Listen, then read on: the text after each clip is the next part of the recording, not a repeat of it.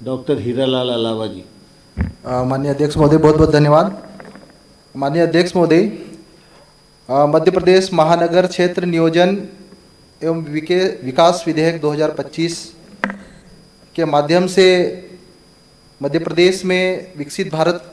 और विकसित मध्य प्रदेश की परिकल्पना की गई है। मध्य प्रदेश ही नहीं, देश में इंडस्ट्रीज़ को बढ़ावा देने के लिए हम काम कर रहे हैं। ये विकसित भारत की दिशा में निश्चित ही महत्वपूर्ण कदम है, लेकिन माननीय अध्यक्ष महोदय, विकसित भारत के नाम पर विकसित भारत का सपना पूरा करने के लिए प्रदेश के गरीब, मजदूर, किसानों, आदिवासियों की ज़मीन छीनकर, उनके जंगल छीनकर, उनकी स्वायत्तता छीनकर, उनके स्वाभिमान पर हमला करके विकसित भारत का सपना पूरा करना ये कौन सा न्याय है? माननीय अध्यक्ष महोदय, मैंने इस अधिनियम के अध्याय 11 के बिंदु क्रमांक 53, 55, 56, 57 और 58 और 60, 61, 62 का विस्तृत से अध्ययन किया, जिसमें मुझे ये समझ में आया कि इस अधिनियम के माध्यम से मध्य प्रदेश की ग्राम पंचायतों को, मध्य प्रदेश की नगर पंचायतों को, मध्य प्रदेश के नगर पालिकाओं का महानगर क्षेत्र में अधिग्रहण होने जा रहा है और अधिग्रहण होने से उनकी जो स्वायत्तता थी, उनके जो अधिकार थे, उन अधिकारों पे कहीं न कहीं हमला किया जा रहा है। माननीय अध्यक्ष महोदय, ये अधिनियम खासकर उन क्षेत्रों के लिए लागू नहीं होना चाहिए जैसे कि इंदौर रीजन में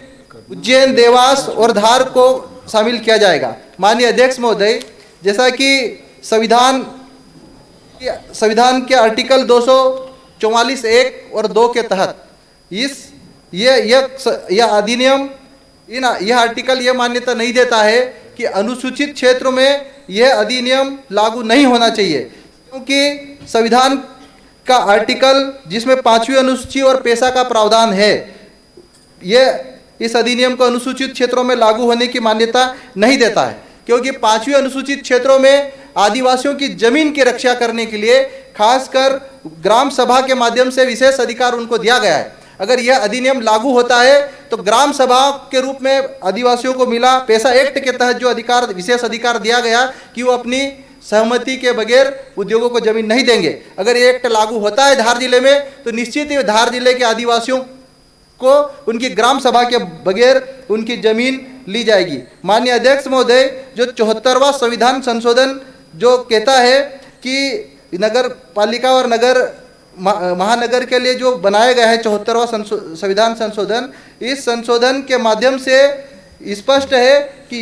इसमें स्पष्ट संशोधन में कहा गया है कि यह 243(ज)(6) के भागों पर लागू नहीं होगा, जो अनुसूचित क्षेत्र के 244 के 1 और 2 में निर्दिष्ट है। इसमें एक और स्पष्ट प्रावधान किया गया है कि इस संविधान में किसी बात के होते हुए भी संसद विधि द्वारा इस भाग के उपबंधों के खंड 1 में निर्दिष्ट अनुसूचित क्षेत्रों और जनजाति क्षेत्रों पर ऐसे अपवादों और रूपांतरों के अधीन रहते हुए भी विस्तारित कर सकती है जो ऐसी विधि में निर्दिष्ट किए जाए, और ऐसी विधि अनुच्छेद 368 के प्रयोजनों के लिए इस संविधान का संशोधन नहीं समझी जाएगी। मतलब यह अनुसूचित क्षेत्रों के ऊपर लागू नहीं होना चाहिए, क्योंकि आज भारत के संविधान में हम लोग को, आदिवासियों को विशेष अधिकार दिया गया है कि वो अपनी जमीन की, अपनी संस्कृति की, अपनी परंपराओं की, अपनी रीति रिवाजों का संरक्षण करने का उनको विशेष अधिकार दिया गया है। इस अधिनियम के माध्यम से जो समितियों का गठन हो रहा है, इस समिति में अनुसूचित क्षेत्र से शेड्यूल एरिया से कि आदिवासियों का प्रतिनिधित्व क्या होना चाहिए, नहीं होना चाहिए, कोई भी स्पष्ट प्रावधान नहीं है, जबकि पेशा के तहत डिस्ट्रिक्ट ऑटोनोमस काउंसिल के माध्यम से जिले के आदिवासियों को यह अधिकार दिया गया है कि वो जिले की अपनी जल, जंगल और जमीन को बचाने के लिए, अपने हक और अधिकारों के लिए